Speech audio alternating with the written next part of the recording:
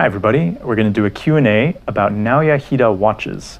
So if you've been following me as a watch collector over the last, 7 months, you might have noticed me wearing a lot of this kind of interesting watch called the Type 1B. And this is by an independent watch brand called Naoya Hida. And I wanted to talk a little bit more about this brand, about their products, because we're actually doing a trunk show with them right now in Hong Kong. So Naoya Hida is a very talented, I suppose at this point you can call him an entrepreneur in the watch industry. He's been in it for 30 years. He's covered many aspects of it, from designer to salesperson to marketer to trainer. He's seen many aspects of the industry, and he's now set off on his own to try and create his ideal watches, which are these. What's interesting is that he is actually doing it from, for me, kind of a fresh angle. So he's doing it from what I would say is like a neo-vintage angle. What that means is that he is actually using a lot of very modern production techniques, but with quite vintage-inspired designs. But what I really appreciate about him is that despite the designs being vintage-inspired, they're not reissues. So they're not like remakes of something that's happened in the past. They're actually very thoughtful and very detailed. And because he's using modern production techniques, I think it's kind of taken these designs to a new level. And on top of that, he's also very into engraving, which is not something you'd see on as often as you'd expect on watches. That was actually kind of a vintage pocket watch thing. That was never really a technique that was miniaturized and used widely on watches, but Hida-san uses it extensively on his watches, and I think it makes a huge difference. So let's go through the details of these neo-vintage watches, and I can kind of explain to you also, like, what does it mean when he uses modern production techniques, or what does it mean when he's using hand engraving, okay? So my Type 1B, let me take that off now. They made 7 pieces of this. All the pieces are to order, okay? So made 7 pieces of this, the delivery of these are complete, and that's the end of this model. And then there's now the Type 1C, which is available for order, and there are still a few pieces available upcoming next year. Now, first thing worth pointing out is the case. So on Naoya Hida's watches, instead of using traditional Swiss case makers, what he's doing is he's using Japanese precision engineering companies, and he's CNCing everything to like the nth degree of precision. Like everything is down to the micron, thanks to just how effective these CNC machines are. And they're all hewn from one chunk of material, 904 steel, and so it has this really great heft to it. Like vintage watches, I love them, don't get me wrong, but they don't feel like this. They don't have this kind of like heft and solidity, and so I really appreciate that aspect.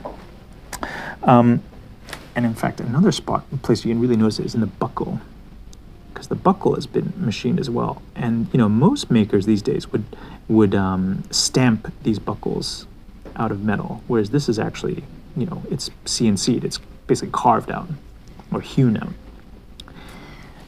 Okay, some of the really notable details on the dial. Let's start with just the base of the dial. So it's German silver. What happens is the dials are mirror polished and then bead blasted, and that's what gives them this really very fine texture, which I absolutely love. Next, you might notice the hands. The hands are super interesting.